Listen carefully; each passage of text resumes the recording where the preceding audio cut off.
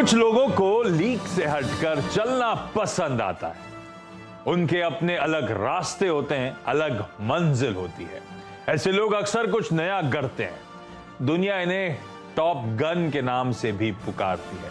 Share market में भी leak से हटकर चलने वाली कंपनियों की कमी नहीं है।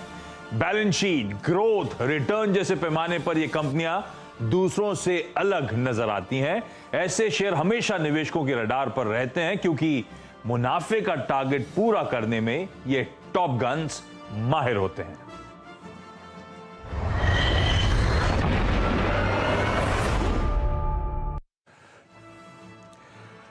तो चलिए, ये है इस हफ्ते का वीकेंड स्पेशल आपके लिए टॉप गन। क्या है, क्या करने वाले हैं, क्यों करने वाले हैं, सब कुछ आगे। लेकिन पहले जो तमाम गेस्ट्स हैं वो आपको आपकी स्क्रीन पे नजर आएंगे। मदद करने के लिए आज sharmilajoshi.com की शर्मिला जोशी, हेम सिक्योरिटीज की आस्था जैन, मार्केट एक्सपर्ट जगदीश ठक्कर साहब और साथ साथ ओम कैपिटल के राजेश अग्रवाल। आप सबका स्वागत है। क्या कर रहे हैं और क्यों कर रहे हैं उस पर आता हूं। तो इस हफ्ते दो इंटरेस्टिंग रिलीजेस स्केड्यूल्ड थी। एक थी आयुष्मान खुराना साहब की स्टारर अनेक, जो कहा जा रहा है एक एक्शन थ्रिलर है, और मैं आने से पहले उसके रिव्यूज भी पढ़ रहा था। एक्टर साहब जरा उन दोनों के वो दिखाइए, ट्रेलर्स और इमेजेस। तो उसके रिव्यूज पढ़ रहा था, अच्छे लगी है लोगों को।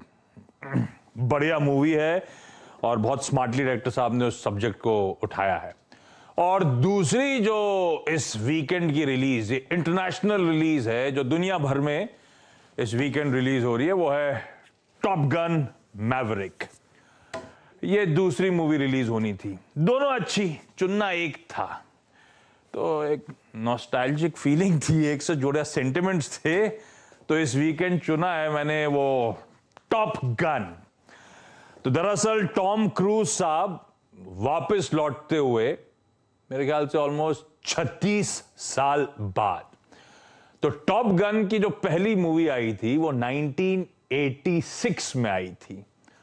टॉम क्रूज साहब एक फाइटर प्लेन के पायलट, और मेरे ख्याल से आप में से कई लोगों का कनेक्ट होगा उस मूवी से, देखी जरूर होगी। वो साउंड ट्रैक, वो सीक्वेंसेस, वो फ्लाइट के अंदर, वो फाइटर प्लेन्स के अंदर की शूट गजब थी।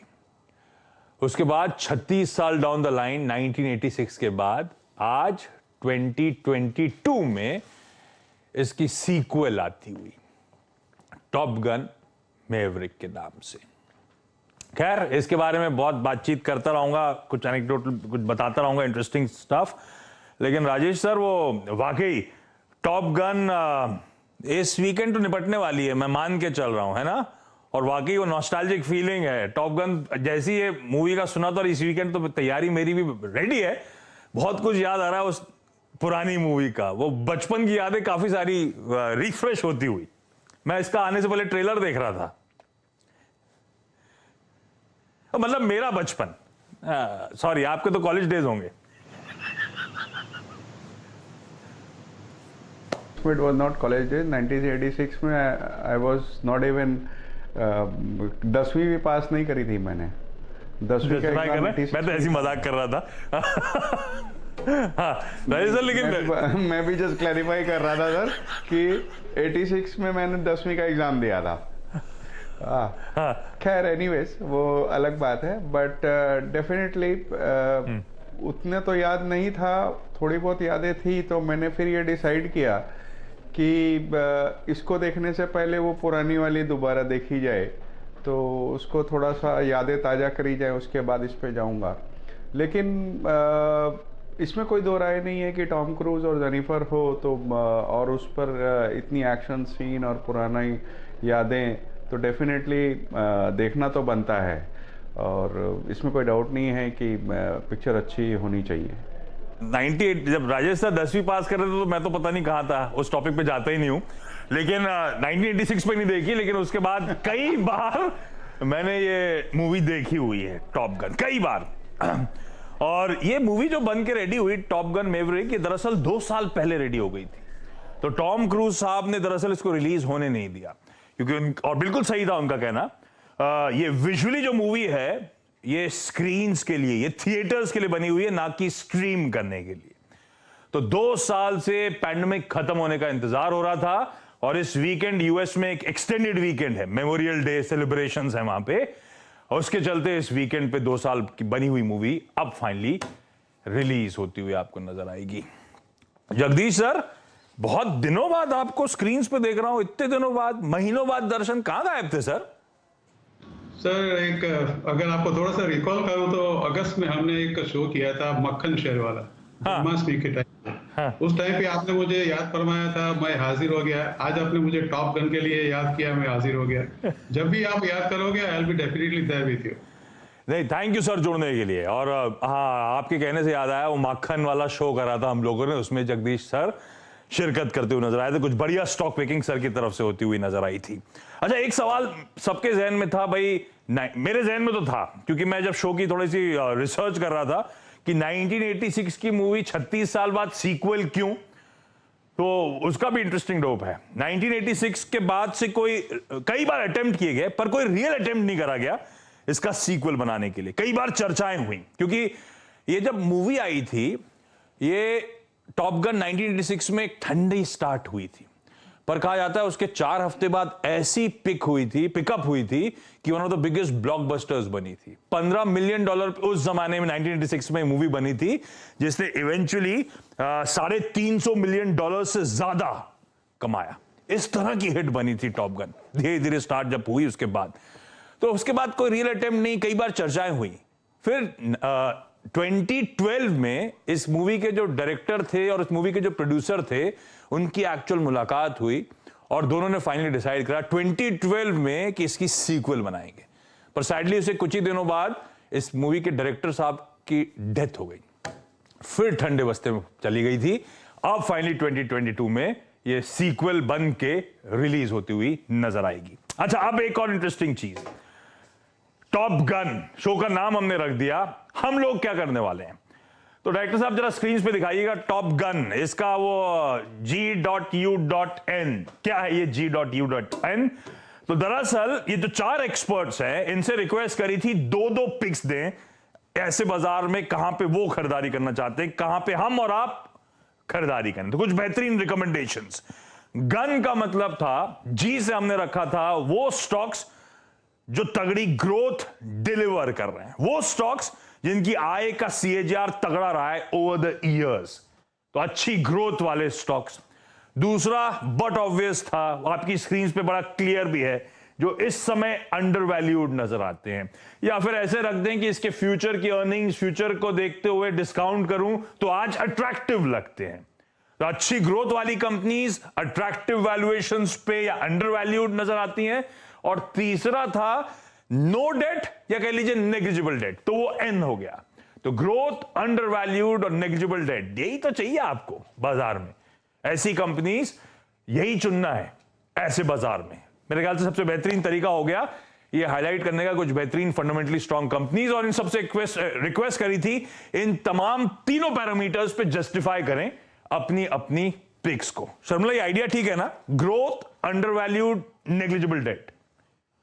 बिल्कुल, and I think as you said कि ऐसे मार्केट में इसी तरह के स्टॉक्स ढूंढने चाहिए जिनमें ग्रोथ भी है, डेट भी कम है, और जो अंडर वैल्यूड या जैसे कि आपने कहा अट्रैक्टिव लगे, because I think under valued is a little challenging in this market given the fact कि हम ऑलमोस्ट ऑल टाइम हाईज के थोड़ा नीचे है।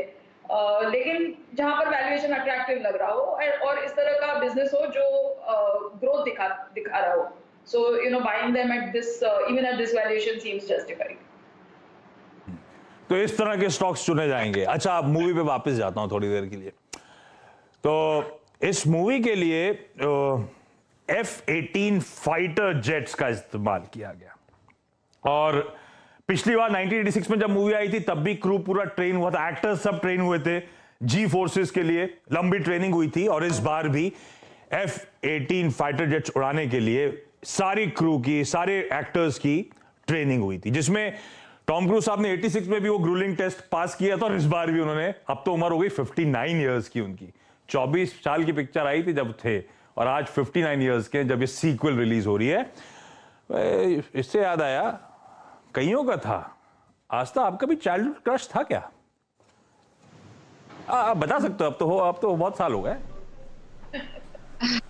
मैं बहुत छोटी थी उस टाइम, तो मैं इस मूवी पे इतना ध्यान नहीं दे पाई। हार्डली मेरे को तो लगता नहीं है कि मेरे को कुछ समझ में भी आता होगा। I was very, very small. So लेकिन अब मैं ज़रूर देखूँगी बिकॉज़ मूवीज़ मेरा एक बहुत बड़ा इंटरेस्ट है, हॉबी है देखना। तो definitely I will see it now. But उस टाइम तो बिल्कुल याद नहीं आता बिकॉज़ बहुत ही छोटी थी मैं उस टाइम। पता नहीं, आज तो सच बोल रही नहीं, उस टाइम पे क्या 86 के बाद 30 साल तक कभी भी देख सकती थी। ठीक है लेकिन अब चलिए स्टॉक पिकिंग की शुरुआत करते हैं, जिस मूल मकसद से हम सब जुड़े हैं। कुछ बेहतरीन स्टॉक्स जो ग्रोथ, वैल्यूएशन और बैलेंस शीट के पैरामीटर्स पे एकदम खरे उतरते हैं। आस्था आप ही शुरुआत करिए। पहला स्टॉक जो इन तीनों पैरामीटर्स पे फिट बैठता है और आपकी सबसे बेहतरीन पिक है। देखिए आशीष, बिल्कुल जो शो की थीम है उसी के साथ मैच करता हुआ मैंने ये स्टॉक पकड़ा है, हिंदुस्तान एरोनॉटिक्स लिमिटेड। बेसिकली ये कंपनी के देखा जाए तो हम सब जानते हैं डिजाइन करता है, मैन्युफैक्चर डेवलपमेंट एयरक्राफ्ट्स करता है। ग्रोथ की मैं बात करूं तो इस बार के नतीजे बहुत सॉलिड कंपनी ने दिखाए थे, लेकिन हम हमेशा फ्यूचर को डिस्काउंट करते हैं। तो आगे जाते हुए भी कंपनी यहाँ पे ग्रोथ मेंटेन करेगी। 6% का यहाँ पे एक रेवेन्यू ग्रोथ FY23 में आएगा। 6% दिखने में सुनने में कम लगता है, लेकिन इस कंपनी के लिए काफी बड़ा है। और जो इस बार के नतीजे थे उसमें भी ग्रोथ काफी स्ट्रॉन्ग थी, स्पेशली बॉटम लाइन में। सेकंड है अंडर वैल्यू की बात करें तो मेरे हिसाब से ये पी मल्टीपल पे चल रहा है 11 के। ऑल्दो इस सेक्टर में कोई इसका क्लोज कंपेटिटर है नहीं, लेकिन मैं बाकी अगर डिफेंस सेक्टर की कंपनी से कंपेयर करूं तो उसके हिसाब से ये अंडर वैल्यूड है, क्योंकि पी मल्टीपल जस्ट 11 का है। तो वो भी काफी अट्रैक्टिव पैरामीटर लगता है। और जो आगे जाते हुए गाइडेंस कंपनी ने दी है उसमें मार्जिन आउटलुक बहुत सॉलिड है, क्योंकि मार्जिन आउटलुक के हिसाब से कंपनी यहाँ पे 25 से 26% का मार्जिन दिखाएगी FY23 में। तो वो भी यहाँ पे काफी ज्यादा बढ़िया लगता है। और क्योंकि ये देखा जाए तो डेट के पैरामीटर्स पे जीरो डेट कंपनी है, तो आपके तीनों पैरामीटर्स पे प्लस जो शो की थीम है उसी के हिसाब से ये एक एरोनॉटिक्स स्पेस से मैंने कंपनी चूज की है, हिंदुस्तान एरोनॉटिक्स। इनिशियल टारगेट रहेंगे इसके 2050 के आसपास, लेकिन लॉन्ग टर्म में 2200 के भी टारगेट दिखा सकता है, क्योंकि PSU कंपनी है तो एक स्लो मूवर रह सकता है। बहुत फास्ट हमें टारगेट्स यहाँ देखने को मिले ऐसा मुझे अभी तो नहीं लगता है, लेकिन फिर भी ये अचीवेबल टारगेट्स है, तो टाइम फ्रेम यहाँ पे लॉन्ग रखना पड़ेगा।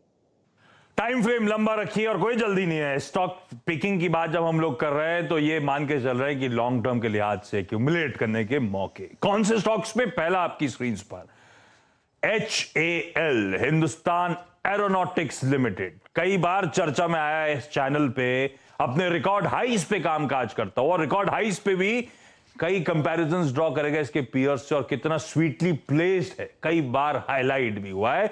आज तक की सबसे पहली पिक है HAL। इन लेवल्स पे एक्यूमुलेट करिए, इवेंचुअली 2200 तक के टारगेट्स यहां पे हासिल होते हुए नजर आएंगे। शर्मिला मैम, आपकी तरफ से पहला पिक।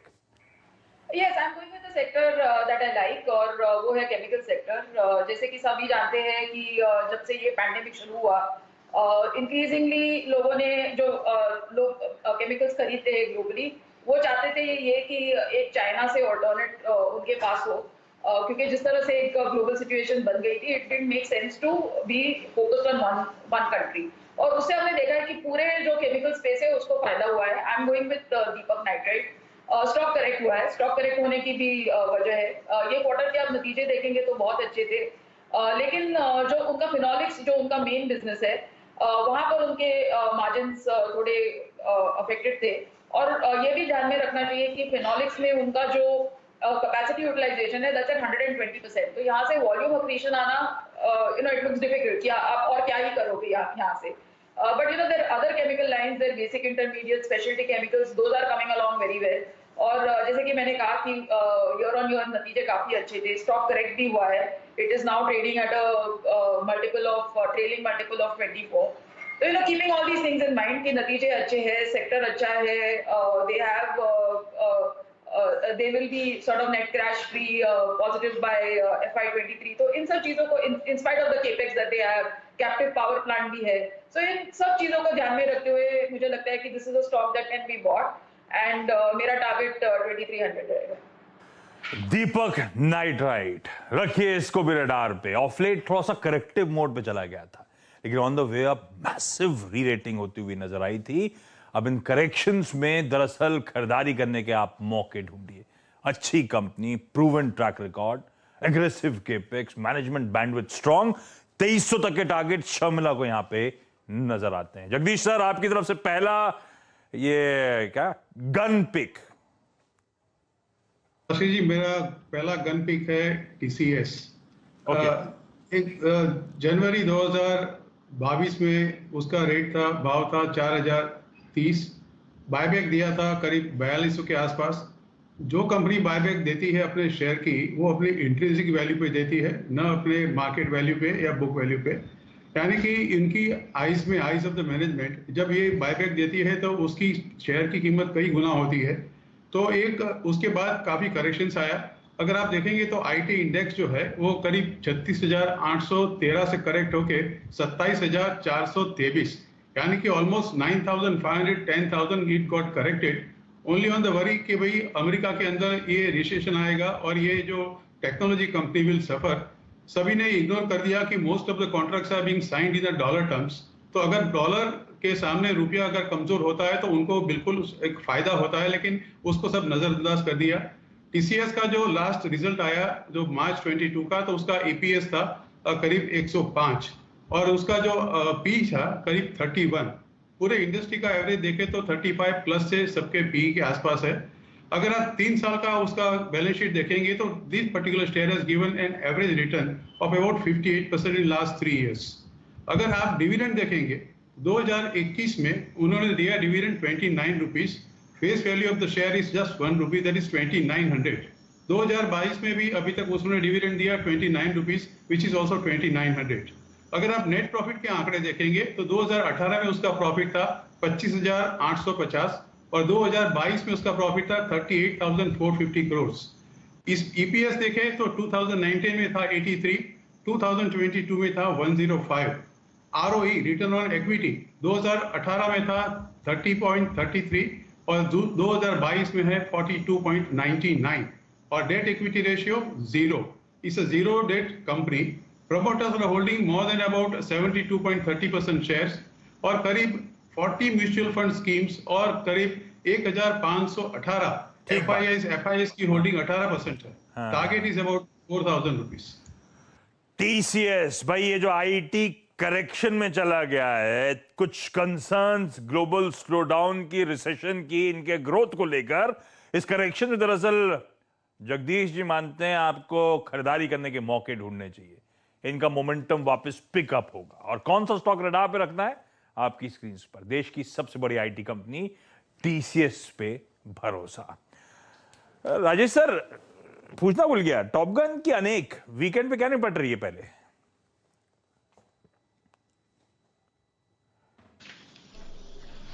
पहले टॉप गन ही फर्स्ट प्रेफरेंस रहेगी। आई नो हिंदी मूवी है, आयुष्मान खुराना की है, बट स्टिल मैं ये नहीं कह रहा कि वो ख़राब है, उसके भी रिव्यूज़ अच्छे आए हैं और वो भी जाऊंगा, but first one would be top gun obviously because of Tom cruise.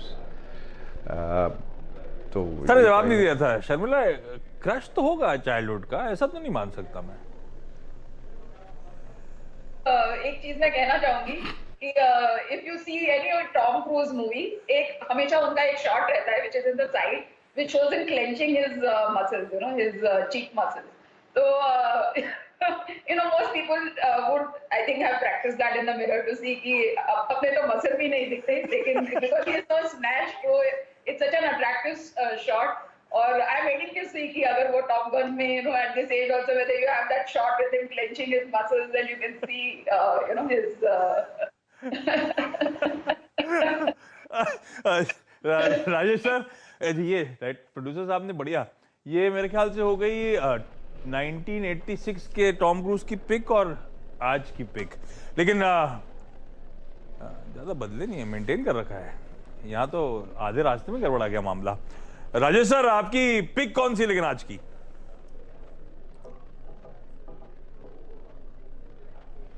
मैं उसके पहले एक लाइन और कहना चाहूँगा। अगर 1986 की टॉम क्रूज को किसी से कंपेयर करना हो तो जितेंद्र साहब थे, और आज के टॉम क्रूज को किसी से कंपेयर करना हो तो शाहरुख खान है।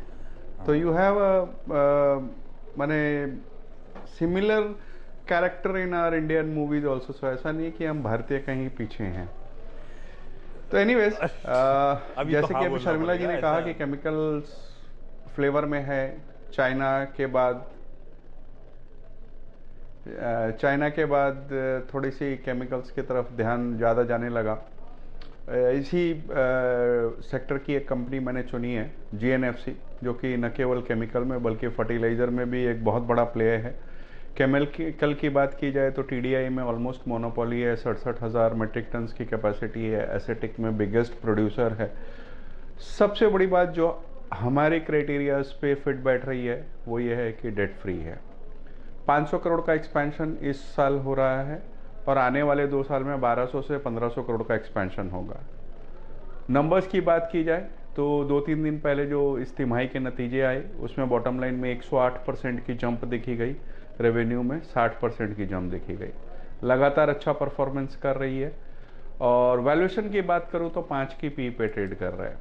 हालिया हाई 900 रुपये का था और अभी 600 के आसपास चल रहा है। तो आप समझ सकते हो कि कितना स्टीप करेक्शन इसने देख चुका है, और बावजूद इसके कि ना डेट है और वैल्यूएशंस तो अच्छे हैं ही, परफॉर्मेंस अच्छी है ही, तो सारे पायदान पे हमारे जो थीम है इस शो की उसमें ये खरी उतरती है। तो मैं समझता हूँ यहाँ पे ध्यान देना चाहिए और मुझे आश्चर्य नहीं होगा कि इस सीरीज में ही बहुत अच्छा रिटर्न दे दे। इस सीरीज में ही, लेकिन इवेंचुअली इन लेवल्स के आसपास अट्रैक्टिव फंडामेंटली GNFC। इस नोट पर क्विकली छोटा सा ब्रेक चाहता तो था, ब्रेक में जाते थे इसका ओरिजिनल साउंड ट्रैक था मूवी का, वो सुना देता, लेकिन गोरे डॉलर्स में बिल ठोक देते, इसलिए ऐसा नहीं कर रहा हूं। ब्रेक ले रहा हूं, ब्रेक के उस पार कुछ और बेहतरीन स्टॉक पिकिंग कंटिन्यू करेंगे।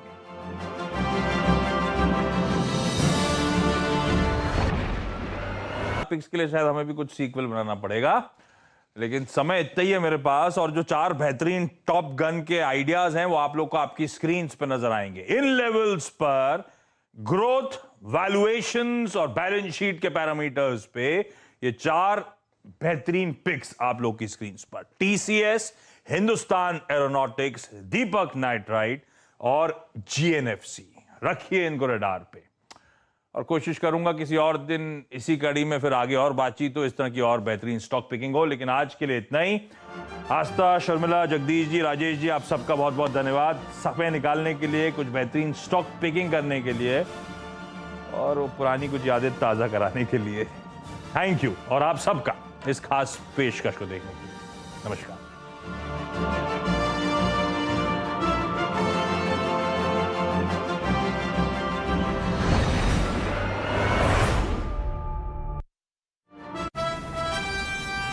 latest collection, sir.